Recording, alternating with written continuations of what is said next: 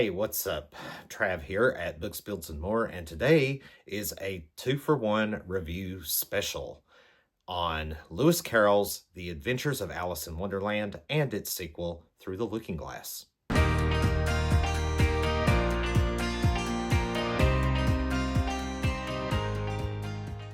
Truth be told, I'll probably be doing a review of both these stories together instead of one right after the other, because even though these stories are quite different in their own ways, I do feel like there are similarities between them that are greater than the differences. Now, only to use this as a demonstration of how I want to go about reviewing this book is the only adaptation I've seen of this story is, of course, the 1951 Disney animated film version, which uses elements from both of these stories, to create one big one in that regard. However, in this book, Through the Looking Glass is, to the best of my recollection, is not Wonderland. It is an entirely different realm of its own. Whereas in Wonderland, she actually goes to Wonderland, a whole other realm down the rabbit hole. Also, in the book, Alice is the only central character in both stories. There are no other recurring characters that I'm aware of, unless you count the Mad Hatter in a sort of revised role or a different kind of role later in Through the Looking Glass. But other than that, it's an entirely new adventure from Wonderland.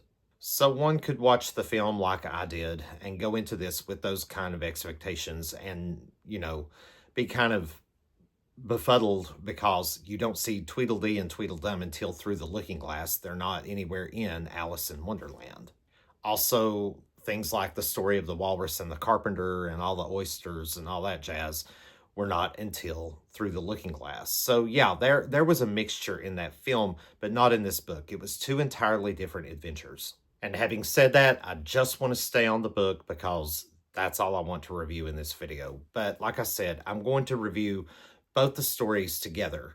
First of all, again, going back to everything I just said a minute ago, Through the Looking Glass, even though it's billed as a sequel, it's still its own story. I think you could read that one before Alice in Wonderland and still get the same results. The similarities being, of course, Alice's adventures into both of these worlds. She goes in different ways. She goes to Wonderland through a rabbit hole, and then in Through the Looking Glass, she steps into a mirror, into another kind of realm. But in both stories, it's the same linear structure along the way. She just has all these little adventures along the way of whatever her goal is getting to, which I'm never really quite clear about. It's just a story, two stories about this little girl who just goes on this really bizarre but incredible adventure. It's like there's no actual end game until you realize what it actually is in the very end. And they both end in the same manner. And along the way, she just meets several of these really bizarre and oftentimes rude and condescending characters along the way.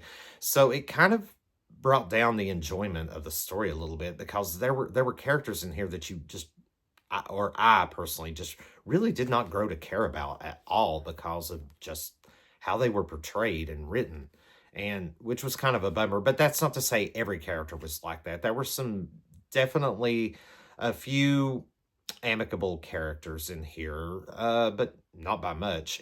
Every single character in this book, Alice included to an extent, were a little bit out there.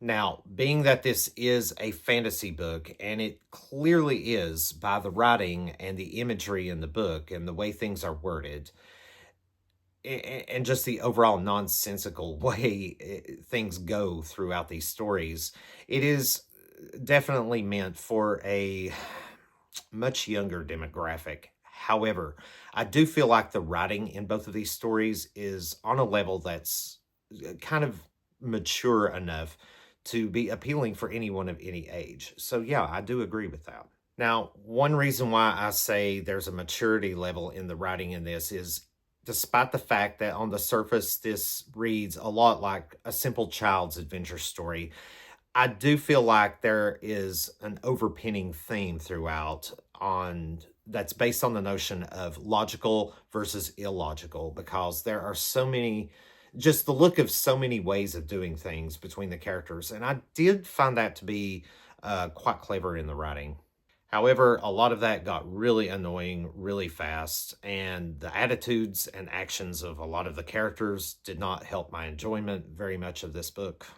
But another thing I think was noteworthy about this, in regards to the maturity level, were there were some moments in both stories that were, particularly in Wonderland, I guess, that were just quite disturbing and somewhat morbid. You know, the Queen of Hearts is ordering execution after execution after execution. And in The Looking Glass, there's that tragic tale of the walrus and the carpenter. Not to mention just the overall bizarreness of a lot of these characters that Alice encountered could quite possibly become a threat to her, you know, in some way or other. So, yeah, I think there were some quite mature themes in these books, but nothing too extravagant to where it would actually ruin it for a child's reading.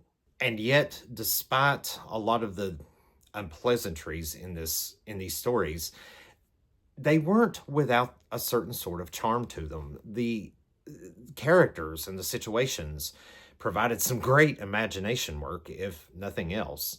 And one thing I did like about these stories is there are a ton of illustrations in this that helped with the imagination building, and they are John Tennille's original drawings for the story, I reckon. So, you know, there's that, and they were pretty nice pictures.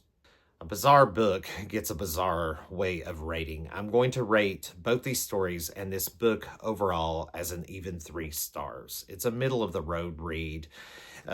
It is a fantasy, and as much as I love the fantasy genre, it's one of my favorites.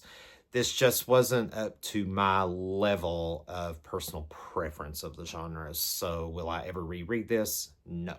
This was just merely a requirement for my book club for the month for their Queen of Hearts theme. But I went ahead and read both stories. We were just required to read Alice in Wonderland, but I went ahead and just read the whole thing just to get it out of the way.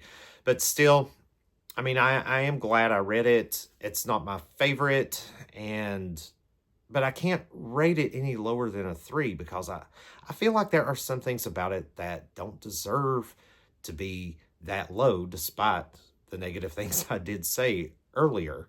But they weren't terrible, just very bizarre. But again, like I said, it has its charms to it. So if you've stuck with me this far, thank you so much for watching, and I hope to see you in the next video.